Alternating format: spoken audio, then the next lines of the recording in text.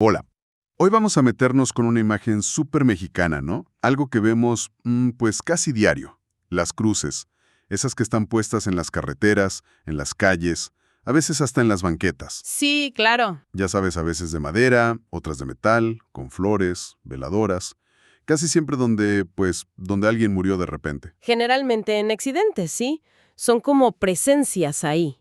Calladas, pero dicen mucho. Justo. Y la idea hoy es, ir más allá de solo verlas. Queremos entender bien esta costumbre, de dónde viene, qué significa para las familias, para todos, y por qué sigue tan viva. Ajá. Tenemos varios apuntes, estudios.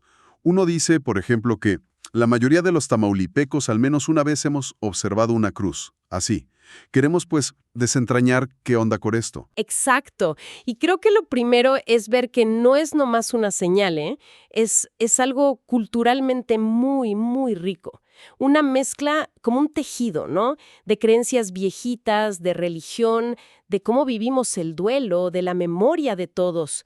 Los materiales que vimos dicen que es para rendir tributo, claro, pero también, y esto es importante, para simbolizar el descanso del alma.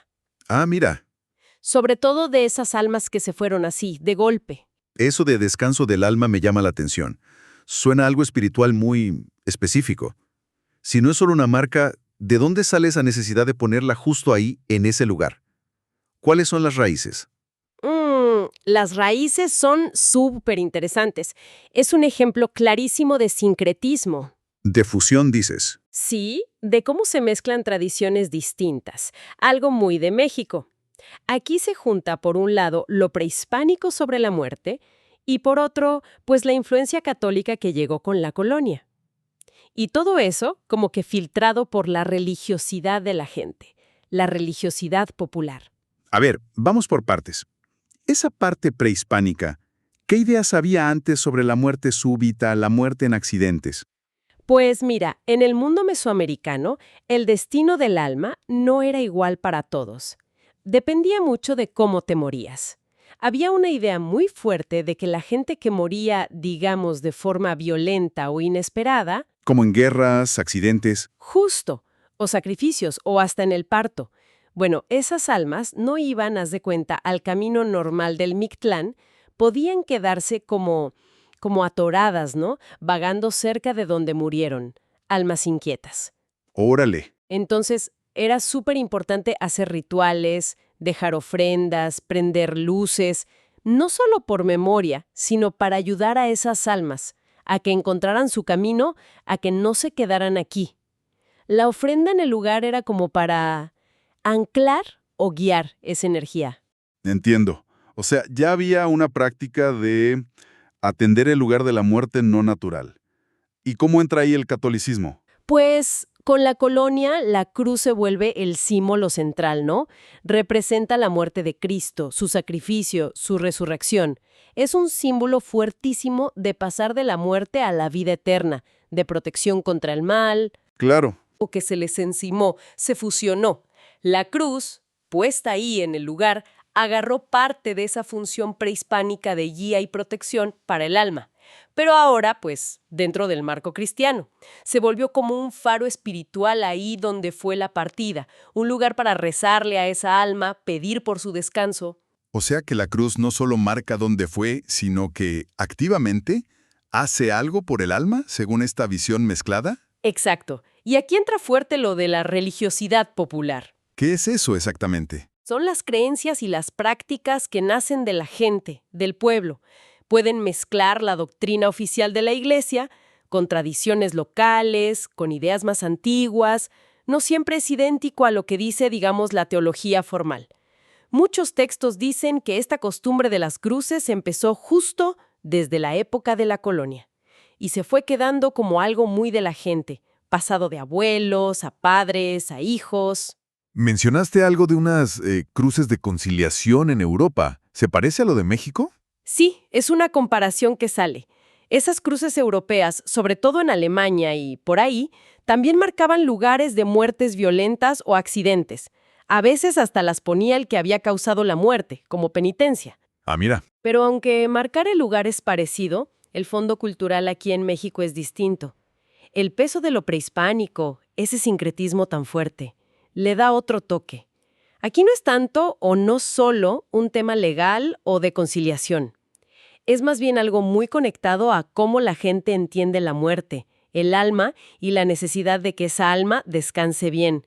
Y claro, es un acto de memoria familiar muy, muy fuerte. Lo emocional y espiritual es como el centro aquí. Queda mucho más claro de dónde viene toda esa mezcla. Ahora, si pensamos en hoy, siglo XXI, ¿qué funciones cumple esa cruz? ¿Qué significa para los distintos involucrados? Cumple un montón de funciones, como capas, ¿sabes? Hay que verla desde el punto de vista del difunto, bueno, según la creencia, luego para la familia y también para la comunidad, para todos los demás. Va, empecemos por el alma del difunto. ¿Qué se cree que hace la cruz por esa persona que ya no está? Pues dentro de esa visión popular tiene varias funciones clave. Primero, y súper básico, marca el lugar exacto donde la vida se cortó. Es como un ancla que dice, aquí fue, aquí dejaste tu cuerpo. Se cree que eso ayuda al alma a ubicarse, a no quedarse ahí penando, confundida. ¿Como un punto de partida para el más allá? Justo, un punto de referencia para empezar su viaje, como sea que se lo imaginen. Y segundo, una función protectora muy, muy fuerte. Hay una frase que se repite mucho en las fuentes. Donde está la cruz, no puede estar el demonio. O las malas vibras, ¿no? Ah, claro. Como son muertes inesperadas, se piensa que el alma queda vulnerable. La cruz es como un escudo sagrado, un refugio espiritual en ese sitio marcado por la tragedia. Otra fuente dice que se pone para que el alma tenga un lugar para descansar. Un pedacito seguro en medio de de lo normal, de lo profano. O sea que convierte un pedazo de calle, de carretera, en algo sagrado. Exactamente. Transforma un lugar común, una curva, una esquina, que chance ni notarías, en un punto sagrado. Un lugarcito donde el tiempo normal como que se detiene y hay una conexión con algo más grande. Muy localizado, muy personal, pero ahí está. Eso visto desde el alma. Pero la cruz la ponen los vivos, la familia, los amigos. ¿Qué significa para ellos? Para ellos, para los deudos, la cruz es central en el duelo. Primero, es un acto de amor, de memoria. Ponerla es decir, no te olvidamos. Claro, es mantenerlo presente. Sí, pero también es un duelo público. Es sacar el dolor de la casa, del panteón, y ponerlo a la vista de todos, en el paisaje de todos los días.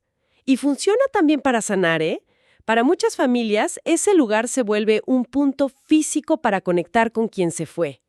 Pueden ir ahí, dejar flores, prender una vela, rezar, hasta hablarle. Es un espacio real para seguir sintiendo el vínculo, como un altar improvisado. Un altar. Sí. Ayuda a procesar la ausencia, pone la memoria en un sitio concreto y eso puede dar consuelo. Tiene todo el sentido como un ancla para el duelo de la familia. Y para los demás, los que nomás pasamos por ahí, ¿qué nos dice? Para la comunidad, para el entorno, tiene al menos dos papeles importantes. El más obvio, es una advertencia. Ah, claro, de peligro. Sí, un recordatorio callado, pero bien claro de que ahí es peligroso, que ahí ya pasó algo feo. Te puede hacer bajarle a la velocidad, poner más atención. Es como una lección aprendida y marcada en el pavimento. Cierto. Pero más allá de lo práctico, se mete en la memoria colectiva del lugar. Esa cruz es parte de la historia no oficial de esa calle, de esa carretera.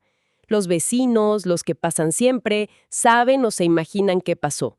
Convierte un punto geográfico como en un nodo de memoria compartida. Un recordatorio de lo frágil que es la vida, del dolor que puede marcar un lugar. Se vuelve parte del paisaje emocional de todos. ¡Qué fuerte! Es impresionante cómo un objeto tan simple puede tener tantas capas. Lo espiritual, lo emocional para la familia, lo social y hasta práctico para todos. Ahora, aunque se ve mucho, me imagino que no es algo que todos acepten igual, ¿o sí? ¿Hay tensiones alrededor? Sí, y eso es bien importante aclararlo. Primero, como decíamos, esto viene de la religiosidad popular. No es un mandato de la Iglesia Católica. No está en la liturgia oficial, no es un sacramento. Las fuentes lo dicen claro. No son mandato religioso. Es algo que nace de la fe de la gente, de sus tradiciones. A veces la iglesia lo tolera, a veces lo ve con distancia, depende. O sea que puede haber distintas formas de verlo, incluso en familias creyentes. Exacto. Y ahí surgen roces, claro. Para muchas familias, la cruz es un consuelo, un lazo necesario. Pero para otras personas, chance dentro de la misma familia, ver ese recordatorio ahí todo el tiempo puede ser muy doloroso. Como que no deja cerrar la herida. Ándale. Puede sentirse como algo que dificulta cerrar el ciclo del duelo, que mantiene el dolor muy a la vista. El duelo es súper personal, ¿no? Lo que a uno le ayuda, a otro le puede estorbar. Claro, no hay una sola forma. Y además, pues no todas las familias que pasan por algo así deciden poner una cruz. Es una decisión muy íntima. Algunas prefieren enfocar la memoria en el panteón o con misas o de otras formas más privadas. Hay quienes sienten que el lugar del accidente es un sitio de puro dolor y prefieren no hacerlo el centro del recuerdo. Entendido. Entonces es una costumbre muy nuestra, muy significativa, pero no es pareja para todos. Es personal, familiar y su valor cambia mucho. No es obligación, es una opción con mucho peso para quien la elige. Justo eso. Es una expresión cultural potente, sí, pero muy diversa en cómo se vive y se acepta. Refleja una manera muy particular de lidiar con la muerte repentina y el espacio, pero no es la única. Bueno, ya recurrimos los orígenes, los significados, las funciones, hasta las tensiones. Si intentamos como resumir, ¿qué nos dice todo esto sobre cómo somos en México con la muerte y con nuestros espacios? Yo creo que muestra de forma muy visual una necesidad muy cultural de no dejar que la muerte inesperada se olvide o se vuelva algo abstracto. Hay como una urgencia de marcar físicamente dónde pasó, de escribir la memoria en el lugar exacto. Dejar una huella. Sí, es una forma de manejar públicamente el trauma, el duelo, de darle un sitio visible en el mundo que compartimos. No se esconde la muerte, se señala, se le da un lugar. Y retomando una idea muy buena de uno de los textos, la cruz es como un puente entre el plano físico y el espiritual. Me gusta esa idea de puente. Sí, y creo que podemos llevarla un poquito más allá. Estas cruces hacen como una alquimia del espacio. Transforman un punto geográfico que podría ser cualquiera, una curva, un cruce, un pedazo de carretera, en un espacio súper cargado de significado. Lo vuelven un lugar como liminal, donde lo de diario se toca con lo trascendente, donde el pasado se mete en el presente. Podríamos ver cada cruz como una cicatriz en el paisaje, una herida urbana o rural que recuerda que algo se rompió. Una herida. Pero al mismo tiempo, con el cuidado, las flores, las veladoras, la oración, esa herida intenta volverse un punto de luz, un farito de memoria, de fe, de conexión, que ahí sigue, aguantando el tiempo y el tráfico. Herida urbana que es punto de luz. Qué buena imagen. Me quedo con eso. Quizá, para quienes nos escuchan, la reflexión podría ser esta. Más allá de lo que cada quien crea sobre religión o el más allá, ¿cómo cambia nuestra mirada a un lugar común y corriente cuando sabemos que está marcado por una tragedia, sí, pero también por un acto de memoria tan claro como una cruz? ¿Qué nos dice esta costumbre tan nuestra sobre cómo tejemos la memoria individual, el dolor de todos y esos espacios públicos que usamos diario, a veces sin fijarnos? Es algo en qué pensar, ¿no? La próxima vez que nos topemos con una de esas centinelas silenciosas en el camino.